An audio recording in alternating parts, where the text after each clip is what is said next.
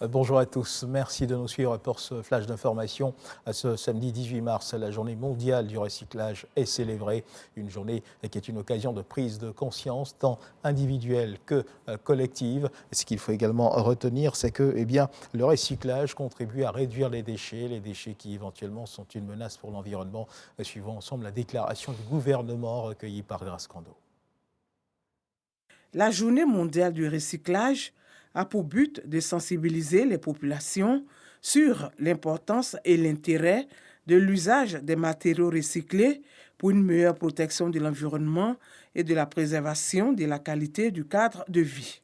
La croissance de la population mondiale et la consommation excessive des ressources naturelles génèrent une production importante de déchets qui, dans la plupart des pays, sont destinés en grande partie à l'enfouissement. Pourtant, ces déchets contiennent de nombreux matériaux pouvant être recyclés, tels que le carton, le papier, les bouteilles, le plastique, les verres.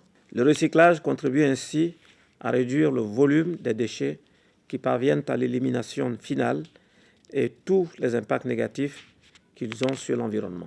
Le gouvernement ivoirien se donne les moyens de moderniser la gestion des déchets sur le territoire national avec la promotion de l'économie circulaire. On peut citer le projet pilote des tri par les ménages, initié par l'Agence nationale de gestion des déchets, ANAGED, l'extension du modèle de centre de valorisation et d'enfouissement technique de Kosiwan vers les intermunicipalités, l'étude financée par la Banque mondiale sur l'équilibre financier des intercommunalités.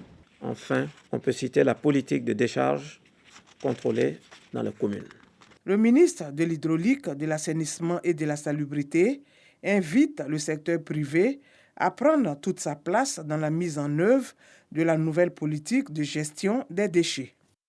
Et puis sachez également que la Commission nationale de lutte contre la prolifération et la circulation illicite des armes légères de petit calibre, la Comnat ALPC, en partenariat avec la Commission de la CEDEAO et l'Institut des Nations Unies pour les affaires de désarmement, a lancé l'évaluation nationale de base de la gestion des armes et des munitions.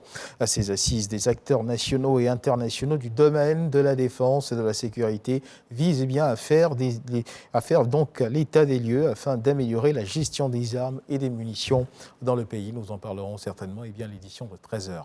Dans l'actualité internationale du côté du Nigeria, les Nigérians élisent ce samedi les gouverneurs, les représentants des assemblées locales dans 28 États fédérés sur 36. C'est une élection cruciale dans le système fédéral nigérian dont l'un des enjeux majeurs repose aujourd'hui sur la capacité de l'opposition à confirmer ses scores de la présidentielle. Rappelons que l'élection présidentielle le 25 février dernier a été remportée par le candidat du pouvoir, Bola Tinubu.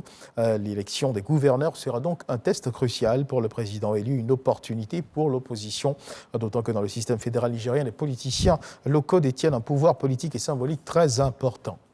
En France, toujours dans l'actualité internationale, en France, ce qu'il faut savoir, c'est que les députés du groupe indépendant LIOT ont annoncé le dépôt à l'Assemblée nationale d'une motion de censure co-signée par des élus de la NUP en réaction au déclenchement du 49.3 par la Première ministre Elisabeth Borne pour faire adopter la réforme des retraites. Une deuxième motion de censure a été déposée dans la foulée par le Rassemblement national.